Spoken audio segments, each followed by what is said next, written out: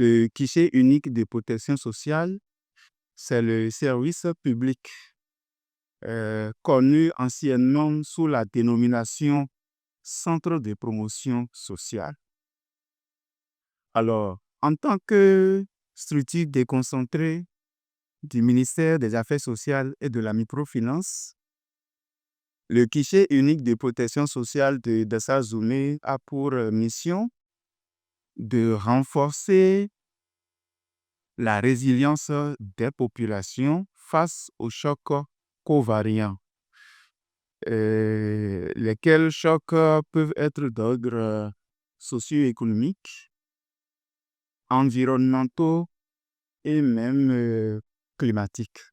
Ce renforcement de la résilience, c'est à travers des actions de prévention et de gestion des risques sociaux encourus par les populations, notamment des couches vulnérables.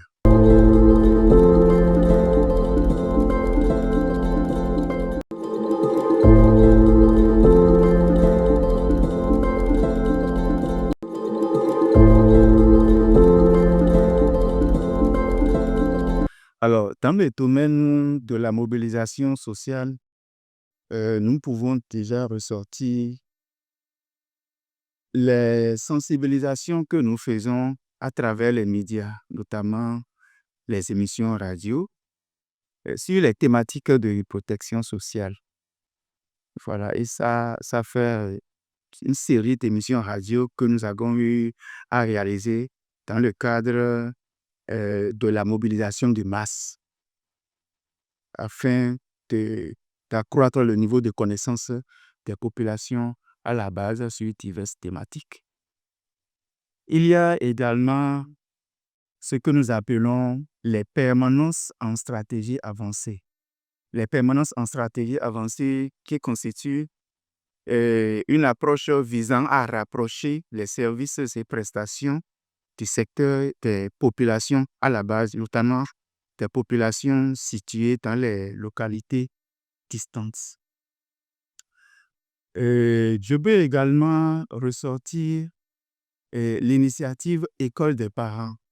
Et à ce niveau, il s'est agi d'une série de 12 séances que nous avons déroulées dans le cadre de l'animation de l'école des parents, qui a été, en tout cas pour le département des collines de façon générale et pour la commune de Dessazoumé de façon singulière, la toute première expérience. Et ça a été vraiment une expérience merveilleuse qui nous a permis de capaciter 30 parents sur diverses thématiques en rapport avec les problématiques de protection sociale et les défis qui minent les familles de nos jours. Et je peux également mentionner le fait que le CUPS a eu à assurer le déroulement de plusieurs sessions au niveau des cadres de concertation en rapport avec la protection sociale au niveau de la commune. Dans le domaine de la solidarité nationale et sur financement du budget national, eh bien, nous avons réalisé un certain nombre d'actions qu'il me plaît de rappeler ici brièvement, notamment l'appui en kit scolaire au profit de 75 orphelins et enfants vulnérables scolarisés. Il y a également l'appui en kit nutritionnel au profit de 25 enfants en situation difficile. Et par ailleurs, nous avons assuré ce que nous appelons l'octroi de secours temporaires. Alors, les secours temporaires, ce sont des allocations non remboursables qui sont octroyées à des personnes en situation de vulnérabilité.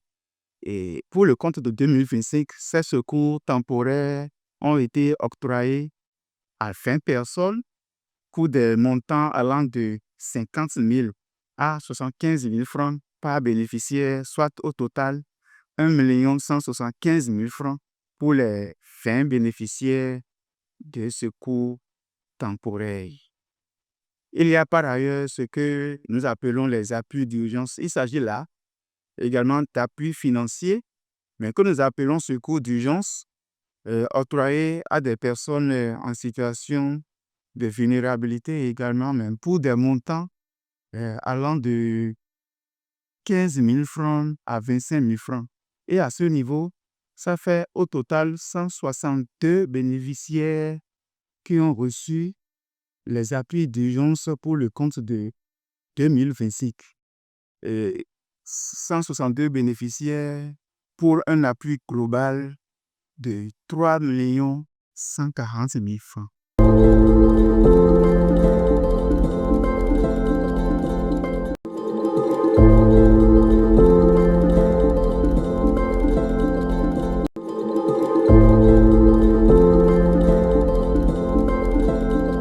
Pour 2026, nous comptons poursuivre la mise en œuvre d'un certain nombre d'activités que nous avons réalisées en 2026. Et notamment, nous allons poursuivre l'accompagnement au profit des personnes en difficulté. Nous allons octroyer des appuis, mais cette fois-ci, ça va être des appuis pour accompagner des jeunes cas sociaux qui sont désireux de suivre une formation professionnelle. Et outre cela, l'école des parents, l'initiative dénommée École des parents que nous avons entamée en 2025, nous comptons la poursuivre et la développer davantage de manière à ce que, au lieu que ce soit une seule école, que ce soit plusieurs écoles des parents, que nous puissions animer au cours de l'année 2026, compte tenu de la pertinence et des résultats élogieux que nous avons pu avoir de cette initiative au regard de l'expérience de 2025. Nous comptons également assurer le fonctionnement des comités CIRO-VBG, qui sont des comités de veille installés dans certaines localités pour soutenir le CUPS et les autres intervenants qui opèrent dans le domaine de la prévention et de la prise en charge des violences basées sur le genre. Donc, voilà quelques actions en perspective que nous projetons déjà par rapport à l'année 2026.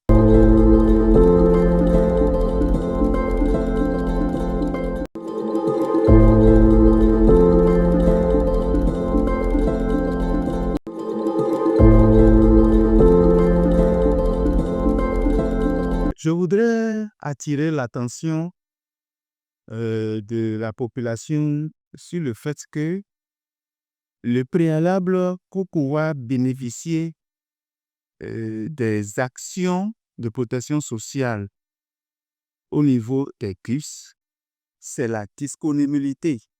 Enfin, disons, c'est l'un des préalables, c'est la disponibilité d'une pièce d'identité, notamment le certificat d'identification personnelle, le CIP.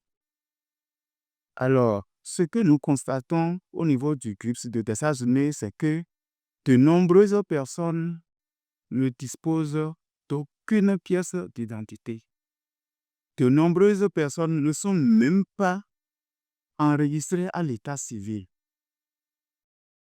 Et du coup, cela exclut des personnes en difficulté qui sollicitent notre appui et qui sont sans cette pièce-là. Ces personnes, elles sont exclues du bénéfice de l'accompagnement du secteur qui est le nôtre.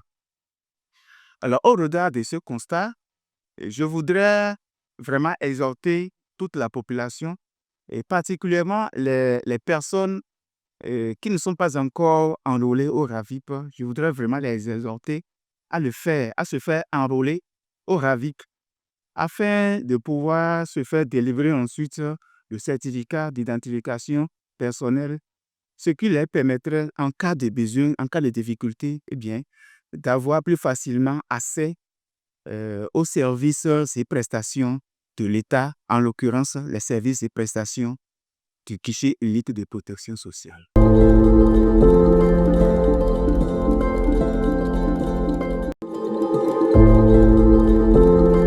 je voudrais adresser mes sincères remerciements aux personnes qui ont concouru à l'atteinte des objectifs du PTA 2025 du CUPS, en particulier la directrice départementale des affaires sociales et de la microfinance des collines et ses chefs services compétents pour leur appui et leur accompagnement constant.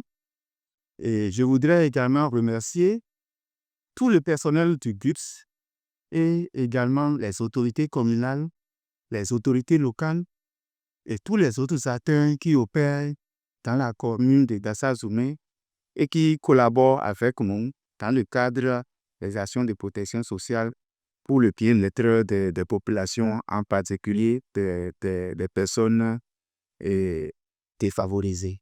Je voudrais également souhaiter à chacun et à tous les meilleurs vœux pour l'année 2026.